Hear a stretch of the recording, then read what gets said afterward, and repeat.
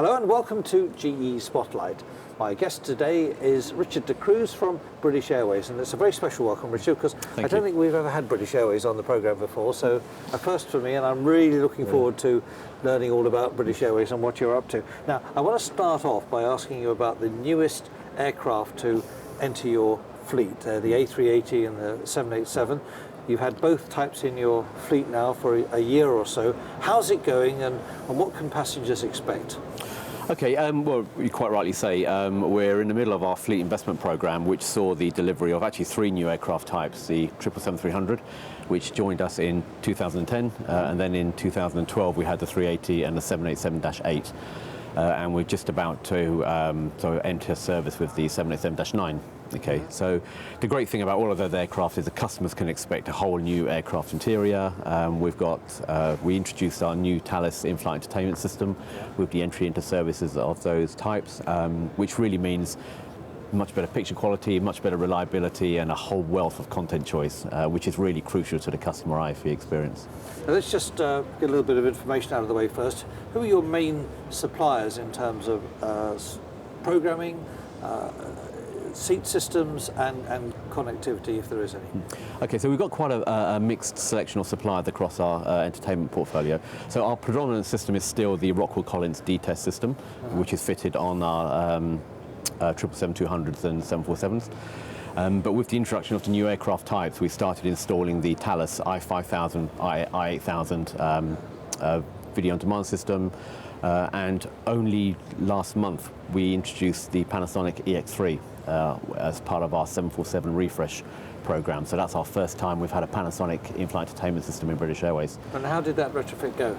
Very well, very well. I think everyone talks about the new aircraft all the time, but then there's a lot of emotion around the 747. Everyone loves the aircraft type. When I talk to crew and pilots and even at head office, everyone's got a real passion for those aircraft. So it's really nice that we had the opportunity to do a midlife refresh on those aircraft. So we are renewing the product on 18 of those aircraft. How important is the IFE for British Airways? So at BA, we measure something called Net Promoter Score, which is our scale of customer satisfaction. And on long haul, we know what the top 5 drivers are. That really impacts that score. And IFE is in there, and so is cabin interiors, together with baggage, catering, and crew service. But the fact that we're in the top 5 drivers means it's a really important satisfaction issue for our customers. And if by any chance it doesn't work as it should, do your passengers let you know? Absolutely, yeah. And we let our engineers know. I mean, we monitor reliability very, very closely. That could be anything from a single seat reset to a zonal reset to a whole dark flight where IFE is gone. And unfortunately it does happen. So we have processes in place for service recovery. But yeah, it's the nature of the sort of complexity of systems. But with the newer systems, that's improving. Yeah. Now, business class on a lot of airlines, including British Airways, I have to say, from personal experience, is getting so good these days that many airlines are ditching their first class, but you retain yours. BA has a very, very good first class product. What's your strategy here? That's a good question. We get asked that a lot about first class, and the answer is there is a market for first class on routes that support that. So we operate first class not on every route. So for instance, the very good first class routes are Los Angeles, Lagos, Saudi Arabia, but then you've got other markets that don't support a first class route, and on those routes we operate a 3-class aircraft with business class, premium economy and economy. So yeah, the answer is we believe there is a market for first class, but on certain regions. Right. And let's talk about business class now. The current business class design has been around a little while. I myself have seen a few little interesting, sneaky drawings of what might or might not be the British Airways business class in a year or so's time. What can we expect? I couldn't possibly say. I mean, we're always looking at. I did try it. Yeah, I know, it's a good shot.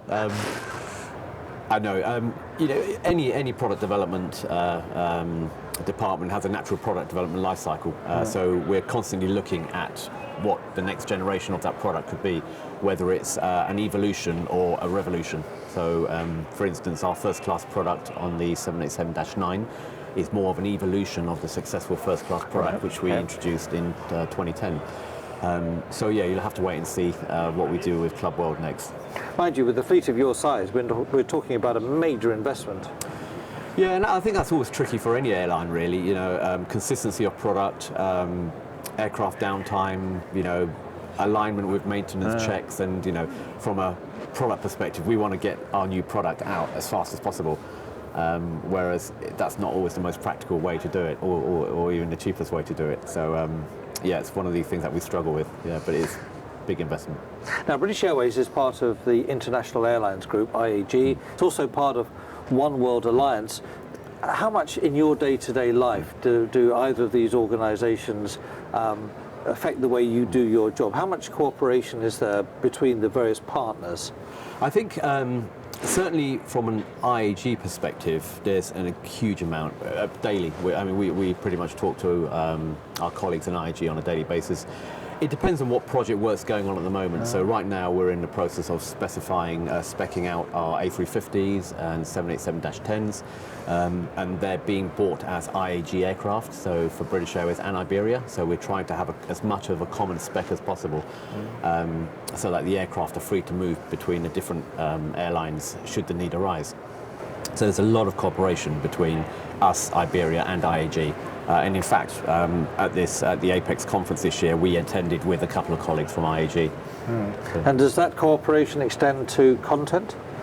Yes, actually, yes. So our content service provider is Sparfax, and we have Sparfax are the CSP for both British Airways and Iberia.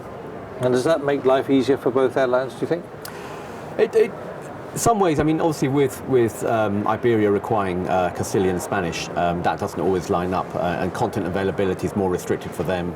But yeah, we try and have as much common content where we can, and subject to the right language tracks being available, you know, we try and have, you know, say, common new releases wherever, to try and maximise the synergies from the group. Of course, the newest member of the IAG group is Aer Lingus.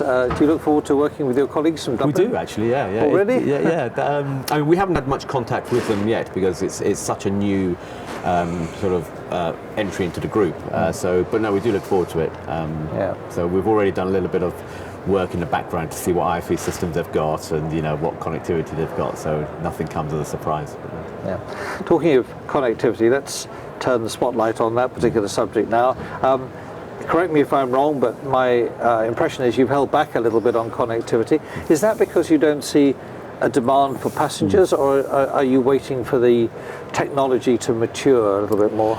It's a bit of both, really. I mean, you know, I love asking a question to people about what do they think about Wi-Fi on an aircraft, and you know, I get such a polarised response. Really? You know, one person says, absolutely, I need it, but then another person will just say, no, I want to be left alone on the flight. So it's this kind of, you know, do you do it because everyone else is doing it, or there's only so much money to invest in any airline. Do you invest in things which you think our customers are really going to value, or do you just invest in connectivity because everyone else got it, even though take-up rates, you know, from what we hear is relatively, you know, low. So that's one side of it. The other side is, as you say, the technology. You know, we always talk about a Betamax versus VHS debate, and I think there's been some varying technologies in connectivity. So huge investment, aircraft downtime, lots of hardware on the aircraft. You want to make the right decision. So sometimes waiting is not such a bad thing.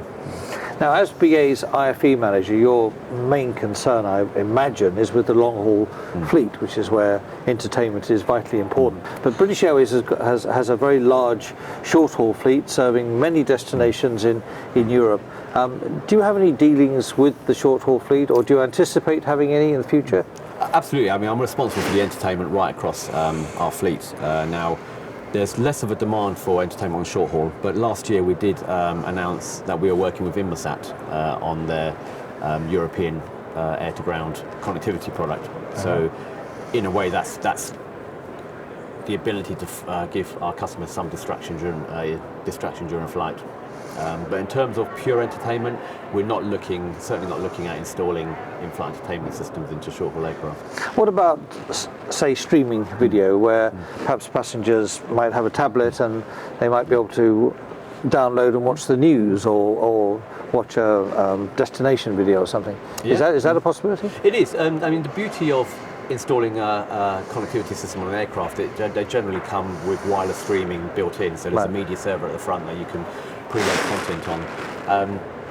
There is always going to be, at the moment, a restriction on this, not being able to stream early window content to personal electronic devices. Although at Apex show this year, we did hear something that somebody had managed to strike a deal with a studio about, and streaming early window content from a major Hollywood studio. We haven't found out who it is yet, but if your spies are out there. It is, yeah. If it happens, then I think the others have got to follow, and that's why I think some airlines have been holding back on going totally wireless, because even though the hardware will be lighter, the actual content proposition gets degraded. Right. So and it's one of those tough ones. So you've got to crack the streaming of early window, and then I think wireless really will take off. Let me just go back a second to your speaking about Inmarsat. You said that you were able to give your passengers some sort of distraction. What did you mean by that? What actually do you experience on an Inmarsat equipped aircraft? So, the product is yet to be defined, so we're still working through, because it's such a sort of a new product that's been developed. But it's effectively going to be a Wi-Fi product, low latency Wi-Fi, and then that customers are free to do what they like with their access to the internet. Right. We haven't yet decided whether we're going to add on services such as media streaming, but certainly the system will be capable. Now, I had the pleasure of a flight on British Airways to Los Angeles not so long ago, and I was struck by some very unusual in-flight programming. In amongst all the usual suspects, the top-selling TV shows, the best Hollywood movies, there were some very interesting movies about the early days of British Airways. Where did you dig those up from, may I ask? I found them fascinating, I must say. Well, as part of my role at British Airways, I actually inherited the British Airways archive video library. Oh, really? Honestly, wow. It's just drawers and drawers of tapes in every type of format you can imagine, even reels and cans. And looking at some of that content, we own the rights to that content, and it's quite nostalgic, but it's some fantastic films that They are. So some of these old black and white, How to Train VC-10 Pilots, and I love them, and I think it's just nice to share that content. Because when you look at content, there's always the expected content, so all of the new releases, the box sets, the US comedies, but we like to place a focus on the unexpected content. So you may have heard a lot of stories last year about, we had slow TV, the 8-hour train journey, on board. And how did that go down? It actually went, we can see viewing stats, and actually quite a few customers watched it. Really? Not for the whole 8 hours. Not for 8 hours. No. But then we've also got our animal channel called Pause and Relax, where we just show, animal programming, which the reason we went that way was because there's research to prove that, your heart rate and your blood pressure gets lowered by watching cute animals. So we thought that would be fun. So that's one of those unexpected things that we like to program, and that's where the BATV comes in as well. It's archive footage, which is not available anywhere else, and we like to share that with our customers. Cool. Now, British Airways, along with many other airlines, have had a rather challenging time over the last year or so with regard to music licensing and music royalties. I mean, you do still have quite a wide selection of music on your aircraft, but have you had to adapt to the new licensing arrangements, and when do you see the way forward becoming clearer? I think discussions on the whole audio licensing are still ongoing. We haven't been affected as much by that, because we've always followed a slightly indie programming strategy with music. Being a British airline, we have access to lots of great British talent, and we always try and load audio which a lot of customers don't carry on their devices. So we all board a flight with pretty much hundreds of hours of content on our personal device. So if you like, say, Robbie Williams, or take that, rather than looking for it on the IFE system, you're probably going to have it on your device. Yeah. So we've always tried to go away from the mainstream and go for more independent artists, which means that when the whole audio licensing restrictions came in, we were not as affected. Right. Finally, Richard, thank you very much for joining us today. Looking into the future, what new innovation, what new technology, what would you like to see on British Airways in, say, 5 years from now that would make a difference to your journey as a passenger? Well, I think, I'm old enough to remember the first generation of virtual reality back in whatever it was, like the 80s or and it was awful. It was so disappointing. I remember being really young and thinking, wow, virtual reality glasses, put these on and you're in a different world. And it was rubbish. It was just, the technology hadn't caught up with the concept. But in the last year, you know, we've been kind of quite closely monitoring, you know, the development of virtual reality, and it's amazing. And I think that's what I'm most excited about. Really? You know, I had a go on one.